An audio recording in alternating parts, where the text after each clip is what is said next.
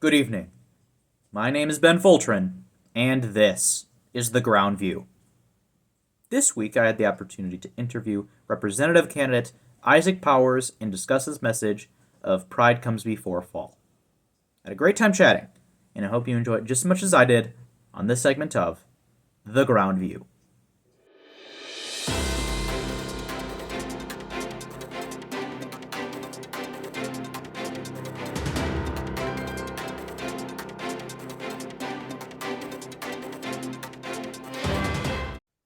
Well, good evening, Isaac. It's an honor to have you on to the Ground View this evening. Could you please just give yourself a brief introduction? Oh, good evening, Ben. It's an honor to be on here. My name is Isaac Powers. I'm from the state of Michigan, and I am running for representative at National Convention 2023. Fantastic. Now, could you please just explain your inspiration for running this year for representative? Oh, totally. So that's an awesome question. So I would say the inspiration for me running was definitely seeing the candidates last year, like how well they did on stage, the messages that they were able to convey, like how powerful they were, and how the words impacted me and so many others. So then when I decided to come to national convention again, I was like, well, this is something that I want to do. Like the opportunity to present a message that appeals and can impact so many people is something that I really was looking forward to. So that was kind of the inspiration behind me running. Fantastic. Well, could you please just explain your party position? For one, what party you are running in this year, and also what made you choose that party? Totally. So I'm running in the Perseverance Party this year, and I was in the Perseverance Party last year. Really like the people, and I assume most of them are coming back to it too. And then the second reason for being in the Perseverance Party is I have a presidential ticket that I'm interested in voting for. So I want to see how they do in primaries, so then I can decide if I want to vote for them again in generals. Very good. Well, I'm very curious to know what campaign that might be, Isaac Powers, but that will have to be pushed off to a later date. Now, could you please go into your message for your campaign this year? Totally. So I'm running under the message pride comes before fall. And it's basically diving into the topic of pride, not talking about the LGBTQ or any of that, but more the human pride that we can have in our hearts to think that we're better than other people, or spiritual pride, for examples. And the main verse that I'm basing this off of is Proverbs 16:18, and that is pride comes before destruction, and a haughty pride comes before a fall, sorry, and a haughty spirit before destruction. So I chose this because pride is the root of so many problems, yet isn't identified as such most of the time.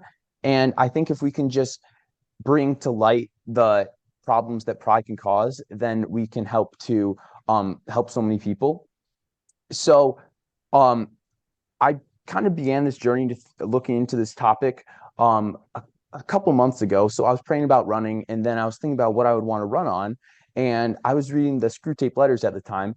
And in one of the chapters, it was talking about pride and how pride can be used to deviate a person from following God. So then I was thinking about it, and I was like, well, this is kind of interesting.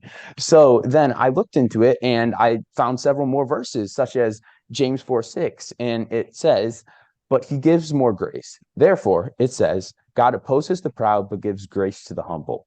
So this was really an eye-opening verse for me, because at first I was like, well, that's interesting. And then I started to think about it more, and I came to realize that like pride and disobedience can be linked hand in hand.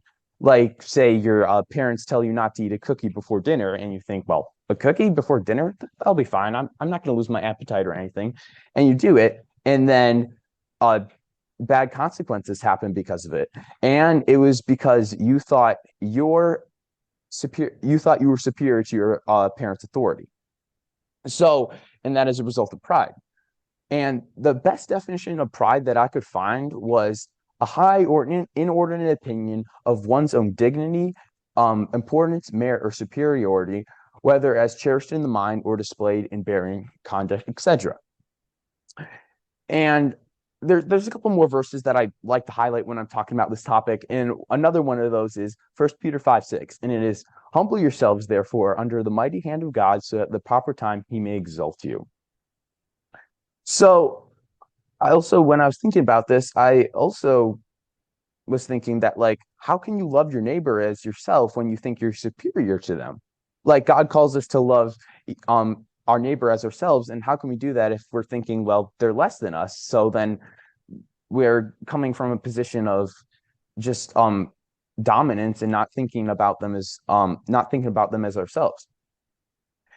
And any gifts, talents, and abilities we have all come from the Lord, and we should use them to point to our Creator, not to compare them to others who we think have less talents given by the same God than us, or we think are less significant than us. And then I just want to talk about the opposite of pride, which would be humility. And then in Philippians 2, 3 through 4, it says, "Do nothing from vain or do nothing from vain ambition or selfish conceit, but in humility count others more significant than yourselves. Let each of you look to his own interests, not let let each of you look not to his own interests, but also to the interests of others."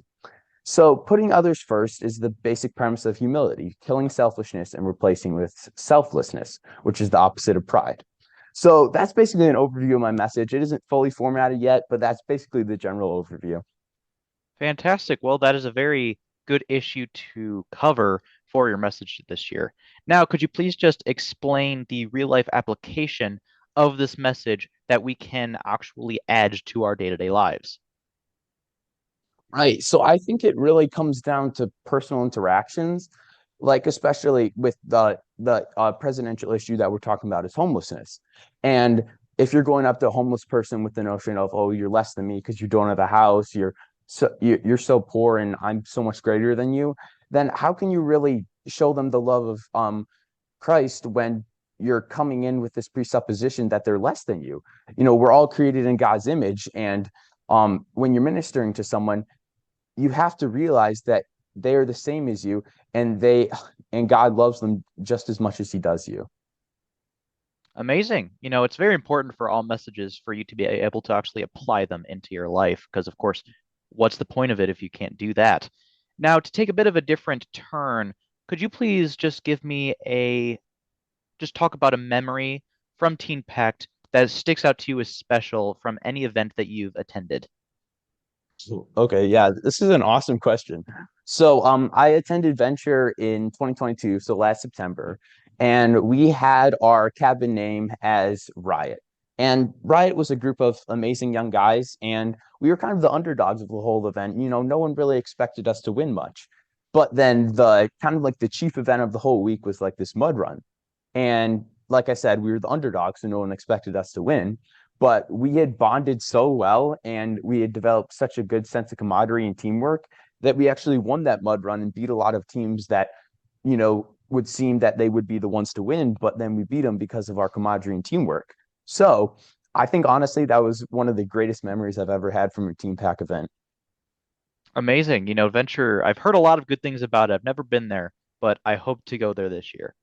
Now, are there any final remarks you'd like to make to the people of Teen Pact before we go? Totally. Yeah. So I just can't express how excited I am for NatCon this year. I've been looking forward to it basically since the last day of NatCon last year when we were, excuse me, driving out of the parking lot, and I was already missing it so much. So basically, after waiting a whole year, I'm so, so excited. It just keeps on building. And I can't wait to meet tons of new people and create a lot of new experiences, and it's going to be a blast. Absolutely, absolutely. Well, I thank you for coming on to the Groundview this evening. I hope you have a good rest of your evening. You too.